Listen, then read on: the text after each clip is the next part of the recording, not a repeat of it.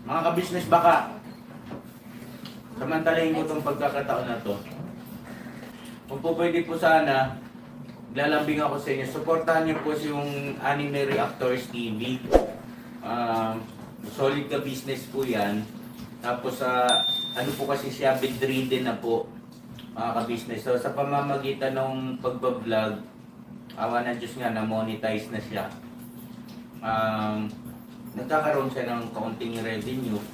Kaya maliliit lang kasi yung views niya. Baka pwede po suportahan natin si Anime Reactors TV. Yan. Pero bedridden na po siya. Kaya mapapansin nyo yung at least na mukha niya, pinapakita niya. Cartoon character. Suportahan po natin yan, Anime Reactors TV.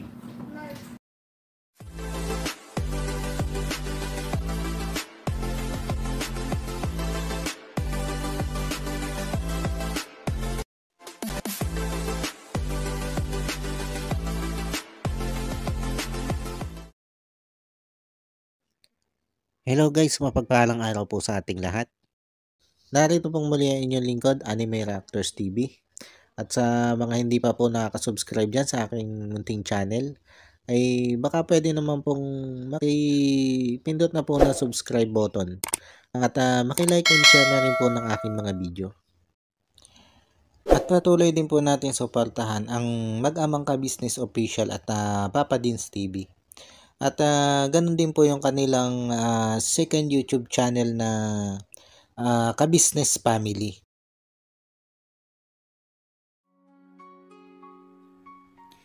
Yun, panibagong araw, panibagong reaction ulit po tayo.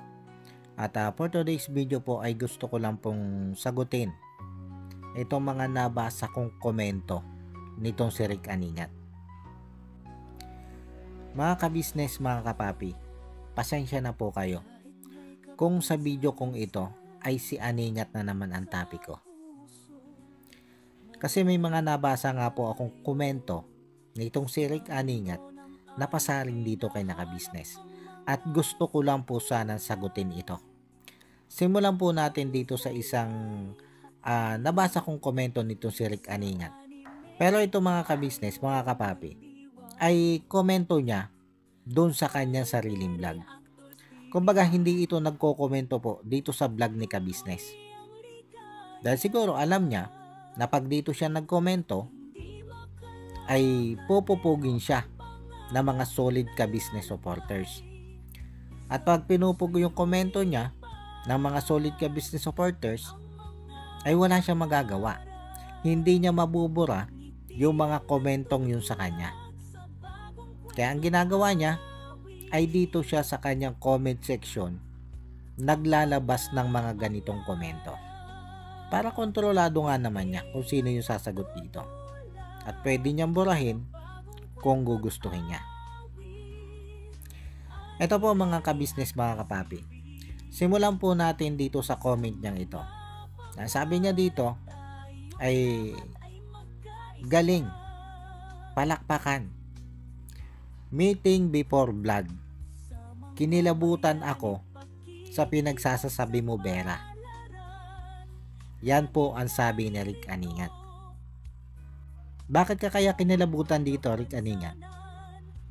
Dahil ba totoo ang sinasabi ni Ate Vera? Kaya ka kinilabutan dito? Ha, Rick Aningat?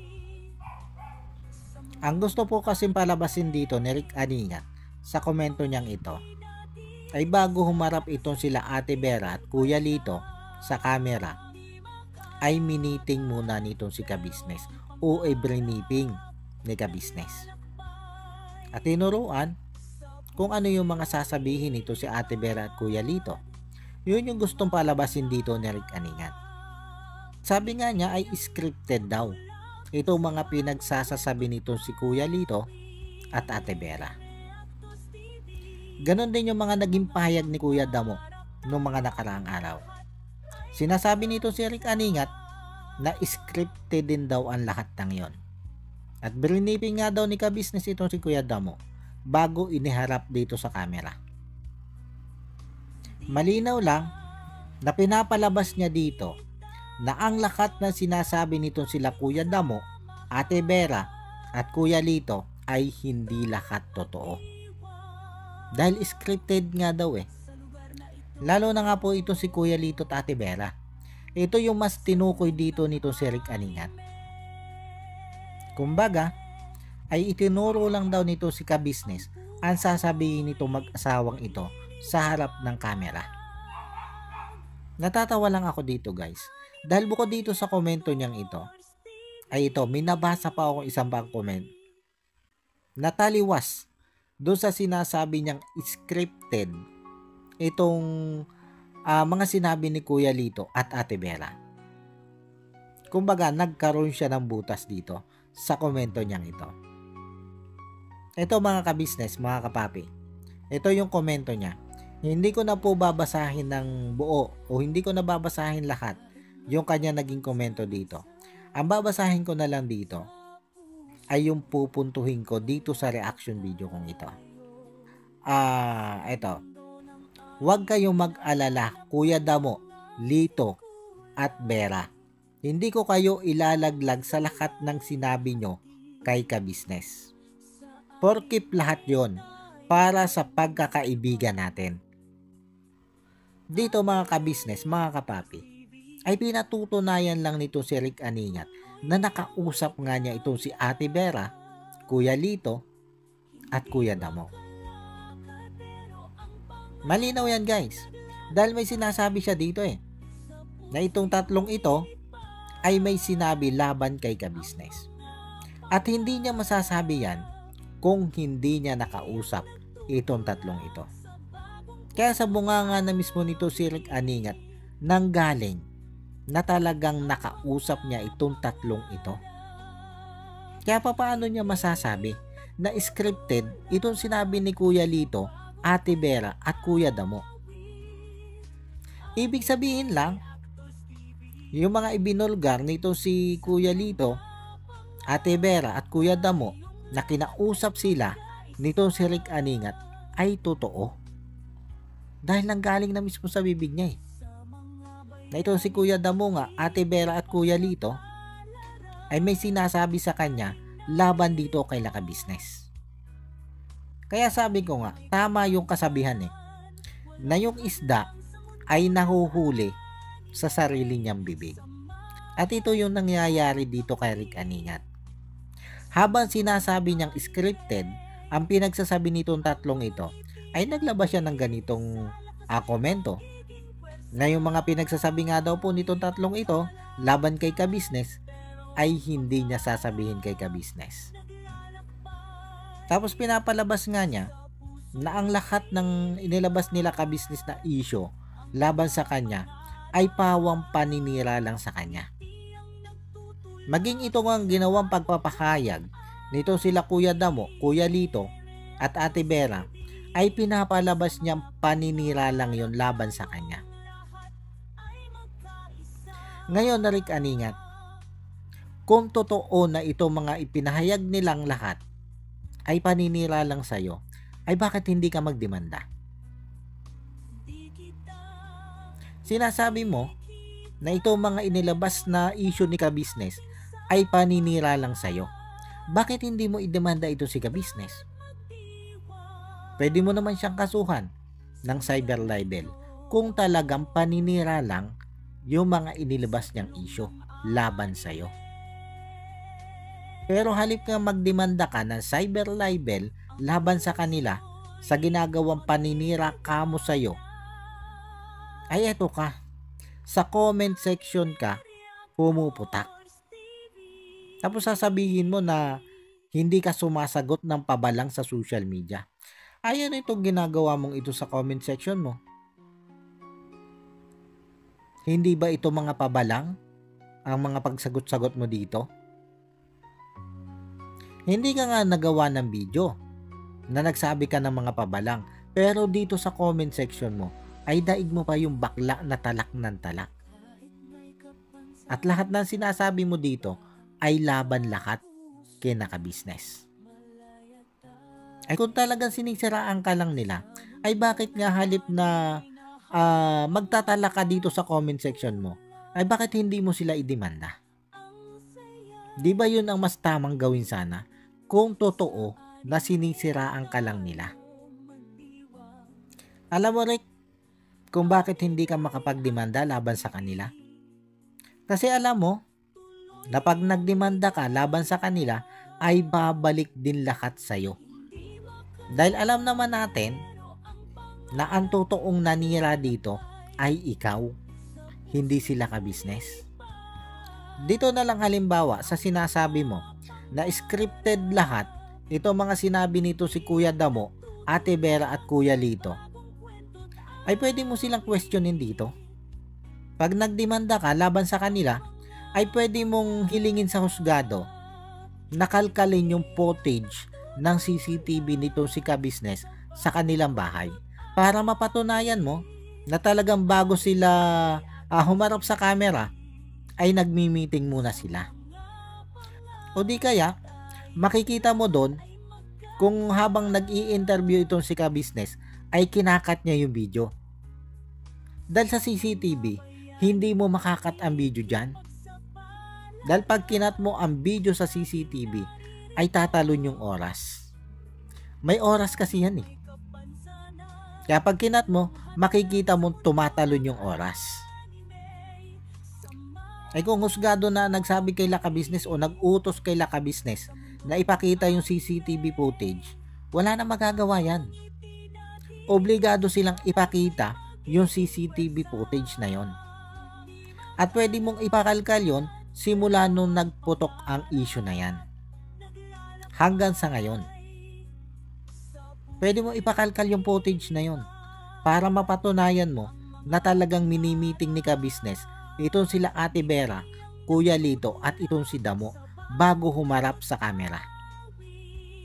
Kaya kung totoo yan sinasabi mo na sila ka-business ang naninira sa'yo, ay demanda mo sila at ipakalkal mo yung CCTV footage doon sa kanilang bahay. Dahil halos lahat naman ng sulok ng bahay ni ka-business ay may CCTV. Pati nga doon sa labas may CCTV yon. Kaya kung nag-meeting sila, ay mahahagip at mahahagip na CCTV yon. Kahit sabihin mo sa kwarto sila nag-meeting, makikita mo sa CCTV footage na sila'y pumasok sa kwarto at doon nag-meeting. At sa tingin ko, hindi din naman maiisip ni ka-business yon na dalhin sila doon sa kwarto at doon i-meeting.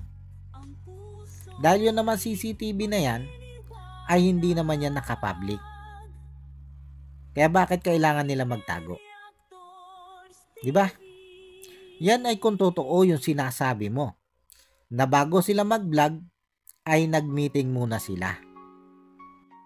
Kaya lang sabi ko nga ay hindi mo naman kayang idemanda talaga itong sila ka-business ng cyber libel. Dahil pag ginawa mo yan ay babalik din lang lahat sa'yo yung ikakaso mo sa kanila. Dahil ang totoong nanira dito ay ikaw, hindi sila ka-business. Tapos sasabihin mo na hindi ka sumasagot sa social media ng pabalang para magpabiktim ka, para magmukhang ikaw yung nagsasabi ng totoo.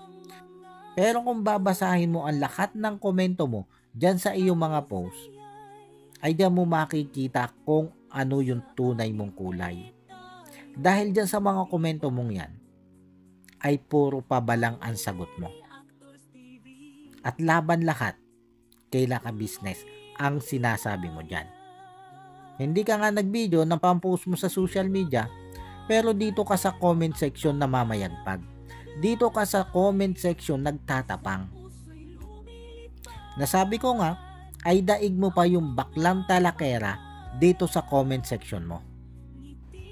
At ang diskarte mo dito ay ikinokondisyon mo yung isip ng mga viewers na makakabasa ng komento mo. Para ang isipin nila ay ikaw yung biktima dito at sila ka-business ang masama. Sa bagay diyan ka naman magaling sa pagkukondisyon ng isip ng ibang tao. Yung nagpipiling biktima ka at pilit mong pinapalabas na masama itong sina ka-business. Ganyan din yung ginawa mo dito kay Kuya Damo dito kay Ate Vera at Kuya Lito. Ikinondisyon mo yung utak nila para magsabi sila ng hindi maganda laban dito kay naka-business. Kumbaga, minanipula mo yung isip nila para makapagbitaw nga sila ng mga hindi magandang pahayag laban dito kay naka-business. At yung mga nakuha mo sa kanila na hindi magandang pahayag laban dito kay naka-business, ay ito yung ginamit mo para gapangin yung mga sponsor. Ito yung ipinarinig mo sa iyong mga nagapang na sponsor para bumaligtad sila kay naka-business. Para ang isipin nito mga sponsor ay masama talaga ang ugali nito si ka-business. Kasi may pinanghahawakan ka na eh. May naipakita ka na sa kanila na mga negatibong salita galing mismo dito sa mga tao na galing kay ka-business. Tapos doble pa kinabang ka dyan. Dahil matapos mo nga magamit ito sa sponsor, ito mga negatibong naging pahayag nito sila Kuya Damo, nito si Ate Vera, nito si Kuya Lito, laban dito kay naka-business, ay magagamit mo pa ito na sinasabi mong ebidensya laban din dito kay ka-business para patuloy silang siraan. Tingin ko nga hindi lang itong tatlong ito ang nagapang mo eh. Tingin ko yung ibang galing din dito kay ka-business ay nagapang mo din. Napagsalita mo din laban kay naka-business. Dahil kung mas marami kang hawak na sinasabi mong ebidensya laban kay naka-business, ay mas madali mo silang masisiraan sa mga sponsor. Ganon yung ginawa mo, di ba? Kaya mo nakuha itong mga sponsor na ito. At sa ngayon nga, ayan yung mga sinasabi mong ebidensya mo laban dito kay naka-business. Kaya lang, saan mo gagamitin yung ebidensyang yan? Ay itong sila ka-business ang may reklamo laban sa'yo. Hindi mo naman pwedeng gamitin yung sinasabi mo mga ebidensya mong yan sa pagpapail ng kaso laban dito kay naka-business. Pwera na nga lang kung kaya mong patunayan na lahat ng pakayag nito sila ka-business ay paninira lang sa'yo at hindi totoo. Pwede ka magkaso doon ng cyber libel. Pero hanggang sa ngayon nga, ay hindi ka naman nagpapail ng kaso laban dito kay naka-business. Kasi nga alam natin na ikaw yung nanira.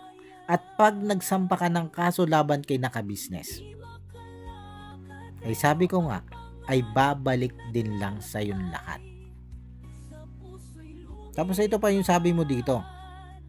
Di nag-iisip ka ba vlog nila, lalo lang nilang dadagdagan kaso nila. Na tila ba parang magkakaso ka sa kanila?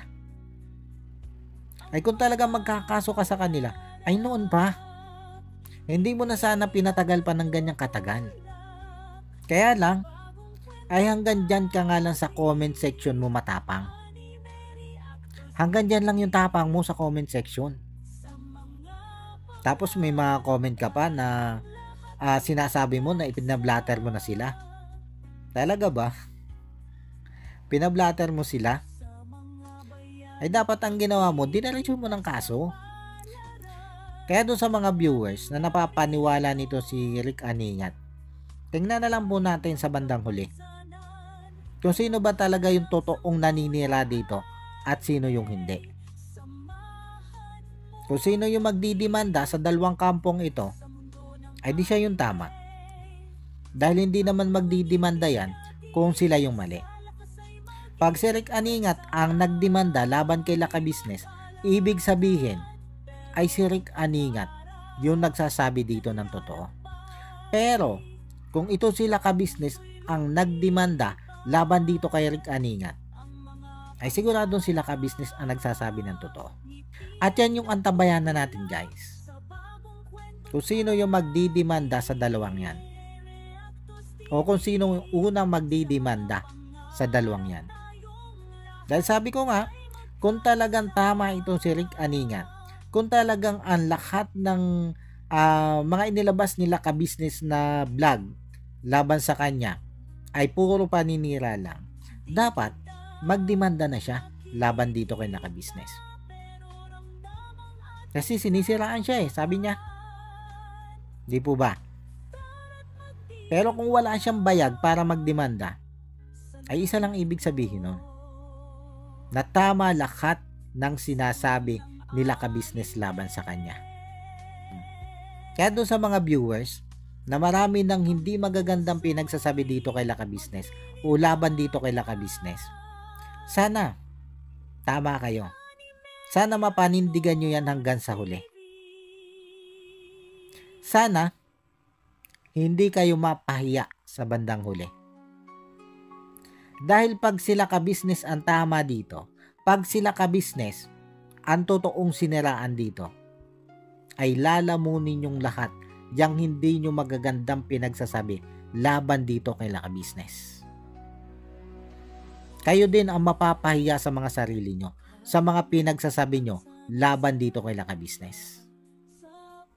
Pero kung itong si Rick Aningat ang tama at sila ka-business nga ang talagang naninira dito kay Rick Aningat, maging kaming mga reaktor ni ka-business na nag-react laban dito kay Aningat,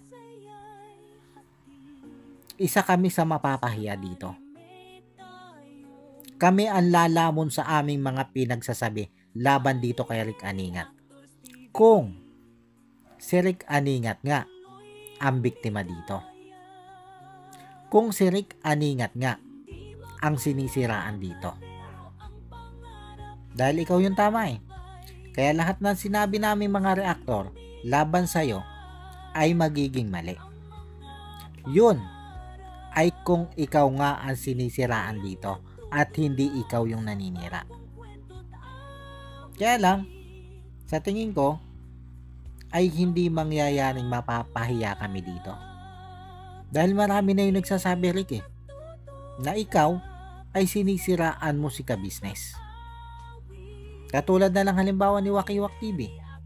Tapos ito nga, si Kuya Damo, si Kuya Lito at si Ate Berang, na sinasabihan mo nga na scripted yung mga pinagsasabi nitong tatlong ito. Kaya lang, itong si Wakiwak TV, wag mo sabihin na scripted din yung lahat ng sinasabi ni Wakiwak TV. Tapos bukod doon, ay meron pa nga mga sponsor na nagsabi na maging sila ay sinubukan mo ding gapangin at sinubukan mong siraan sa kanila sila ka-business. Ito yung mga sponsor na hindi mo nakuha. Ito yung mga sponsor na hindi mo napaniwala sa mga kasinungalingan mo. At lahat sila ay handang tumistigo laban sa'yo. Kahit pa nga umabot ang usaping ito hanggang sa husgado.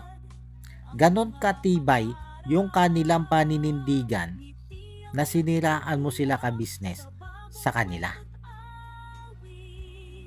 Kaya yan ang paghandaan mo, Rick, ngayon. Dahil pag nagkataon, ay malalagay ka sa alangan dito. At yung mga ebidensyang sinasabi mong hawak mo, ay tingnan natin kung papasa yan sa husgado pag dinala na nila sa husgado yung usaping ito. Kaya ngayon palang, Rick Aningat, ay magdasal ka na sana ay hindi na paabutin nila ka-business ito hanggang sa husgado. Pero mangyayari lang yan kung ikaw mismo ay lalapit kay Laka Business para makipag-ayos. Dahil ito sila ka-business naman handa pa rin ito makipag-ayos sa iyo Kaya nga nagme-mensahe ito sa iyo na mag-usap kayo. Kaya lang, sa kabila ng pagpapakumbaba nila sa iyo, ay ikaw yung todo nagmamataas. At pinupurmok mo lang sila dahil dito sa mga hindi mo magandang pahayag dito sa iyong comment section. Na sa kabila ng sinasabi mo na hindi ka nasagot sa social media ng pabalang laban sa kanila, ay eto ka sa comment section. Na halip na makipag-ayos ka sa kanila, ay eto, nagmamatapang ka ng todo dito sa iyong comment section. Na nagpapatunay lang na ayaw mong makipag-ayos sa kanila. Kahit alam mo nang mali ka, kahit alam mo nang ikaw yung may kasalanan, ay pilit ka pa rin nagmamatigas. Bakit? Dahil pag nakipag-usap ka sa kanila, ay siguradong mawawala sa iyo yung mga sponsor mo. Dahil mapapatunayan lang yung mga sponsor mong yan na sila ka-business ang nagsasabi dito ng tama. At ikaw, yung nagsisinungaling. Kaya di mo ngayon magawa makipag-usap kay ka-business. Kaya patuloy ka nagmamataas. Dahil ayaw mo na mapahiya dyan sa mga nakuha mong sponsor. Dyan sa mga nagapang mong sponsor. Tama ba, Rick? At doon sa mga supporters nitong si Rick Aningat na nagsasabing tigilan na daw naming mga reactor itong issue na ito dahil kami daw ang nagpapalala dito sa issue na ito, ay hindi po matatapos ang issue na ito. Maniwala po kayo, hindi po ito matatapos issue na ito hanggat itong si Rick Aningat ay hindi nakikipag-usap dito kay naka-business. Pero kung hindi ang gagawin nito si Rick Aningat, ay baka halip na matapos itong isyong ito, ay mas lalo pa itong lumaki. Dahil itong sila ka-business naman handa naman ito makipag-ayos kay Rick Aningat Ito pa ngayon nagme-message dito kay Rick Aningat At sinusubukan niyang tawagan ito si Rick Aningat para makausap niya ng ayos. Pero halip nga sagutin ito si Rick Aningat yung mga tawag ni ka-business, ay hindi. Dito nga po siya sumasagot sa comment section. Kaya halip na matapos ang isyong ito, ay lalo po lang lumalaki. Kaya wag niyo po kami sisihing mga reaktor na kami yung nagpapalaki ng issue dito. Dahil kung wala pong mga ganyang comment ito si Rick Aningat, ay wala naman po kami ng re-reactionan Titigil na po kami sa aming kare-reaction. At iintayin na lang namin yung pag-uusap nila ni ka-business. Kaya lang, ayan nga, patuloy na nagmamalaki itong si Rick Aningat. Patuloy na nagmamataas. Kaya paano matatapos ang isyong ito? Tapos kami yung sisisihin nyo kung bakit lumalaki itong issue na ito. Bakit hindi kayo magbasa dyan sa comment section ni Rick Aningat? At tingnan nyo dyan kung ano yung mga sagot ni Rick Aningat. At saka nyo sabihin na kami talaga yung nagpapalaki ng issue dito. Paano guys, hanggang dito na lang muna po. At sana po ay nagustuhan nyo itong aking reaction video na ito. At muli po ay maraming salamat po sa patuloy pong sumusuporta at sa wala pong sawang nanonood sa aking mga reaction video. At sa mga hindi pa po nakaka-subscribe dyan sa Muntikon Channel, ay baka pwede naman po makipindot na ng subscribe button at maki-like and share na rin po ng aking mga video.